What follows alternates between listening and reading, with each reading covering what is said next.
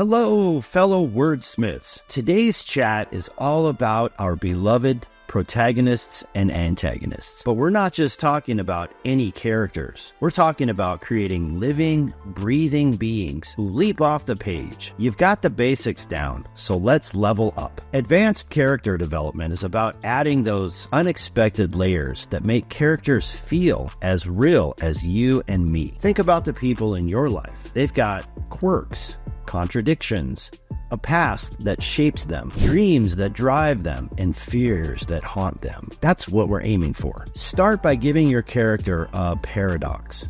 Maybe your fearless leader is afraid of intimacy, or your villain donates to charity. It's these contradictions that make us human. Then, let's explore their backstory more deeply. What's a moment that shaped them, but hasn't been revealed yet? How does it affect their actions now in your story's present? I think a great example of this is the antagonist, Victor Johnston, from my first novel, Gridlock. He was raised in a strictly religious household by his mother, whom he loved deeply. She had taught him the importance of loving your neighbor and how God had a plan for everyone. But then she was killed in a tragic car accident when Victor was a teenager. Now he's a terrorist, but he still loves and misses his mother. And her message about love is inside of him, causing conflict. Another good example from the same book, our hero, Jake Bendel, despite his immense personal and professional success, is severely claustrophobic, and when encased in a box, even in an elevator, he basically turns into a crying little boy. And don't forget dialogue. Dialogue is a goldmine for character depth. Use it to show educational level, cultural background,